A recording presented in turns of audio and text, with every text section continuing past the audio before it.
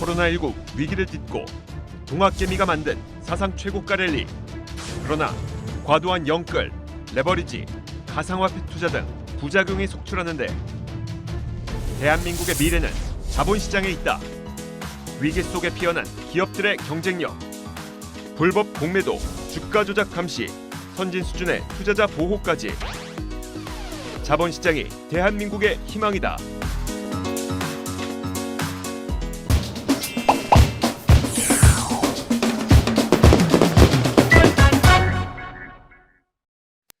예, 또 마켓 주민 시간입니다. 이번 한 주 주간 전략은 어느 또 다른 주간이랑은 좀 다른 게 연휴를 앞두고 있는 상황이고요. 주변 환경도 좀 녹록지 않아서 고민이 됩니다. 전략 세웁니다. 유진투자증권 서울 WM센터 김영재 영업이사 함께합니다. 이사님 어서 오세요. 네, 안녕하십니까. 수급부터 체크하겠습니다. 오늘 뭐 전반적으로는 이번 주가 좀 관망세일 텐데 오늘 네. 보면 아침에 외국인이 좀 순매수를 하는 것 같더니만 다시 좀 매도세가 줄고 전반적으로 외국인이 아직 매수세는 나타나고 있지 않은데요. 외국인 흐름 어떻게 체크할까요?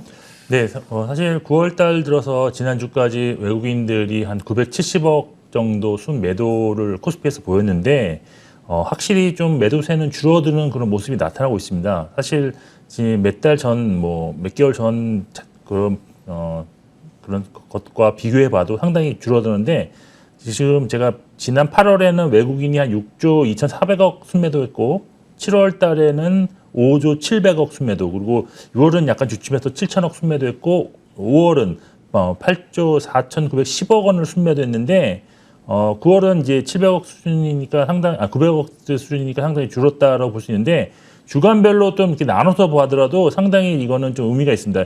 1주차, 그러니까 9월 첫째 주에는 1조 2천억 원을 순매수했고 2주차에 1조 3천억 원을 다시 또 이제 순매도하는 그런 모습인데 사실 그 9월 초반에 외국인 순매수세는 아무래도 잭슨홀 미팅에서 테이퍼링 선언은 없었고 그리고 금리 인상 시기가 멀었다는 그런 것을 또 가시적으로 보여주기 때문에 또 테이퍼링 해도 당장은 안 한다 뭐 이런 얘기가 나와서 아무래도 달러가 약세로 전환되었던 것이 외인 매수세를 자극했다라고 볼 수 있는데 근데 갑자기 지난주에 이렇게 매도세가 증가하게 된 것은 사실 특별한 이슈는 없었습니다. 뭐 고용이 예상보다 안 좋아서 경기 회복이 조금 지연될 수도 있다 뭐 이런 정도였는데 이것이 매도 이유는 아니었을 것 같고 제가 볼 때는 다른 이유가 있었습니다. 그 네이버하고 카카오에 대한 매도가 집중되었다라는 점인데 네이버가 지난주에 3,079억 원 순매도 외국인이 나왔고요. 카카오가 7,457억 원이 순매도가 나왔습니다. 그래서 이거 합치면 1조 536억 원 정도가 이 두 종목에 집중되었기 때문에 이것을 제외하면 9월에는 시장이 지금 외국인이 좀 순매수 기조를 가지고 있다라고 좀 봐야 되지 않겠느냐라고 보고 있습니다. 물론 이제 더욱더 확실하게 순매수를 유지하기 위해서는 뭐 달러 약세로 확실히 전환되든지 아니면 국내 경제라든지 금융시장에서의 어떤 상대적 매력도가 다른 나라 대비 상당히 좀 우위가 됐을 때 순매수 기조가 확실히 나타날 것 같은데 뭐 그럴 말려면 아무래도 뭐 국내 기업들의 수출 호조가 지속되든지 아니면 이익이 지속적으로 증가되는 모습에 또 추정치까지도 상향 조정되는 게 지속돼야 되고 또한 주식시장이 이렇게 좀 박스권에서 갇히는 모습이 좀 더 진행되면서 이익 수정치는 좀 올라가면 역시 밸류에이션 매력이 높아질 수밖에 없기 때문에 아무래도 외국인들의 순매수를 유발할 수 있다. 그리고 국내 금리 인상으로 투자 매력도가 증가할 수도 있는데 아무래도 뭐 이거는 뭐 지금 금리 인상을 하겠다라는 뉘앙스가 확실하기 때문에 이런 것도 좀 긍정적이다. 그리고 코로나19 확진자 급감도 나타난다면 나쁘지 않을 것 같다라고 보고 있습니다. 결국 결론적으로 보면 미국 경기 회복세 둔화가 확실시되면서 테이퍼링이 지원되든지 그래서 달러 약세가 나오든지 국내적 추가적인 금리 인상이 나타날 경우에는 외인이 확실하게 순매수로 하는 것을 볼 수 있다라고 보고 있습니다. 네. 카카오 네이버는 어떻게 봐야 됩니까? 규제 이슈로 급락했는데 역시나 뭐 급락이 아직 멈추지 않은 얕은 반등. 오늘 지금 카카오는 또다시 4%가 밀리고 있는데요. 많이 물어보시죠? 카카오 같은 경우. 어떻게 네, 보세요? 그렇습니다. 네. 일단은 이것을 매매하는 그런 접근 방법이 좀 저는 좀 다르게 해야 되는 게 뭐냐면 다시 이제 신규로 매수하실 것인지 아니면 보유하신 분이 어떻게 대응해야 되는지 이런 관점을 좀 두 가지로 나눠서 보셔야 되는데 신규를 많이 하신다 그러면 완전히 지금 단기 매매로만 접근하셔야 되고 지금 보유하신 분이 이것을 매도해야 되느냐 아니면 좀 더 보유해야 되느냐 이런 것이 더 중요한 것 같습니다. 그래서 일단 전체적으로 보면 중기적인 성장세가 완전히 꺾였다라고 단언할 수가 없기 때문에 펀더멘털이 완전히 바뀌었다라고 볼 수는 없는 상황입니다. 그리고 기술적으로도 뭐 이제 처음으로 이제 큰 하락이 한번 나오는 것이기 때문에 중기적인 추세선이 나타나지는 않았습니다. 그리고 중기적인 추세선이 처음 나타나도록 반등은 나타나는 그런 경험상 그런 것이 있기 때문에 일단 보유 관점으로 접근은 맞는 것 같습니다. 그렇지만 그래도 좀 이게 중요하게 좀 보셔야 되는 것이 최근 급락이 사실 공매도가 집중되어 있는 상황이 있고요. 이게 중국발 규제 리스크가 이제 최근에 확대 해석되면서 좀 급락을 유발한 면이 좀 있지 않겠느냐 하는 점도 고려를 해보셔야 되는데 그리고 또 하나 있습니다. 중국도 규제가 했지만 사실 그 이전부터 미국도 빅테크 독과점 기업에 대한 규제가 지속되고 있었는데 미국의 그런 기술주들은 결국에는 연초 대비 많이 상승한 그런 경험도 있기 때문에 결국 현 시점에서는 보유하신 분들은 이제 보유 관점으로 접근이 맞다라고 저는 보고 있고 그렇지만 지금 추가적으로 규제가 더욱더 구체화되는 어떤 조목조목에 대한 규제 법안이 나타날 가능성에도 좀 대비를 하셔야 되기 때문에 여기에 또 아무래도 좀 대선이 이제 내년 3월로 이제 다가왔다는 점도 또 아무래도 이 규제에 대한 이슈가 점점 더 지속될 가능성이 있다고 보여집니다. 그래서 반등이 많이 나온다면 네. 비중을 일부라도 축소하는 전략이 현실적으로는 최우선 전략이다라고 저는 판단하고 있고 예. 그래서 일단 보유지만 반등이 나타난다면 물론 이번 주 분명히 반등이 나타날 수 있으면서 보유 비중을 축소하는 전략으로 가져가시는 게 좋을 것 같습니다. 야, 쉽지 않네요. 네이버 카카오 네이버. 뭐 이제는 바닥 좀 잡았으니 강하게 들어가 보자 이런 의견들은 아직까지 못 주고 계십니다. 규제 얘기가 계속 나오면서 엔터주, 게임주 뭐 이런 쪽은 이제 중국에 또 규제 리스크가 불가오면서 지난 금요일 같은 경우는 뭐 엔터주들이 장중에 엄청 흔들렸지 않습니까? 네. 게임주하고 엔터주는 어떻게 봐야 됩니까? 일단 뭐 지금 저 같은 경우는 네. 사실 이게 사드가 중국에서 이제 보복을 하면서 이제 규제가 많이 나타난 이후에 중국향 매출은 좀 많이 좀 축소된 상황이라고 할 수가 있는 것 같고요.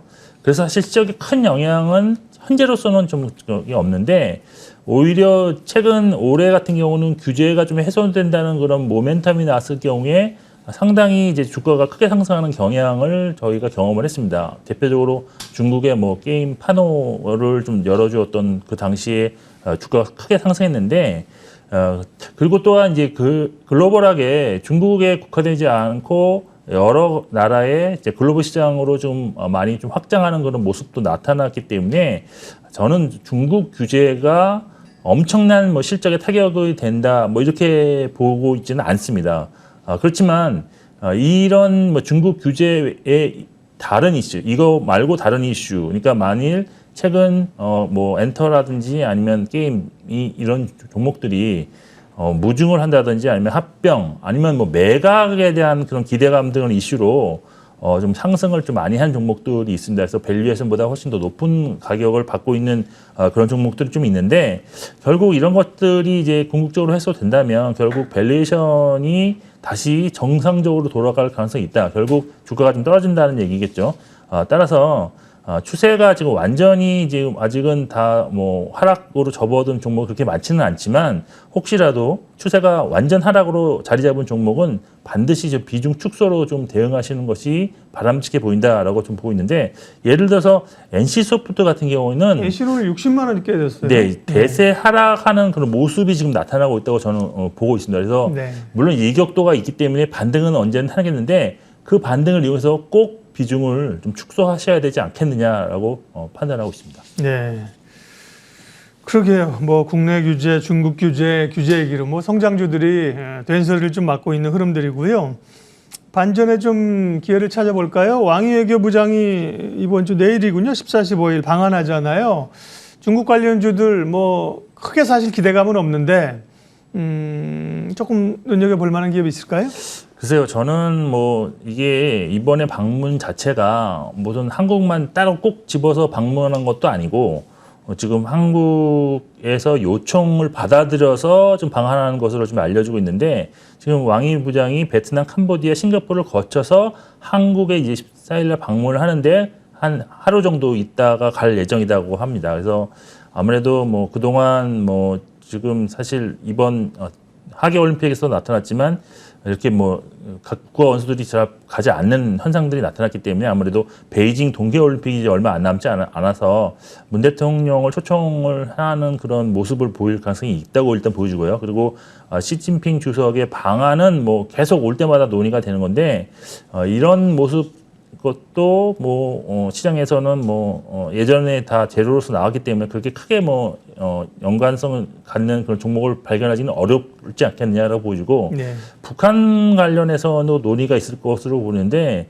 사실 뭐 크게 새로운 것은 없겠지만 북한의 어떤 긍정적인 메시지를 전달하는 측면에서는 좀 효과가 있지 않겠느냐라고 볼 수 있습니다. 따라서 지금 이번 방한에 대해서 그렇게 크게 기대하는 건 없습니다, 사실. 그렇지만 정말 만에 하나 구체적인 결과물이 나올 가능성에 대비해서 그 중에서도 관련주 중에서 시가총액이 좀 작은 뭐 관련주 정도는 매매를 조금 해도 이건 이제 약간 보험성으로 매매를 해도 되지 않겠느냐라고 보고 있는데 그렇지만 꼭 매매를 하실 필요가 있다는 건 아니고 예. 그냥 매매해도 괜찮지 않겠느냐는 수준으로 좀 접근하는 것은 나쁘지 않다. 이 정도까지 정리하겠습니다. 네.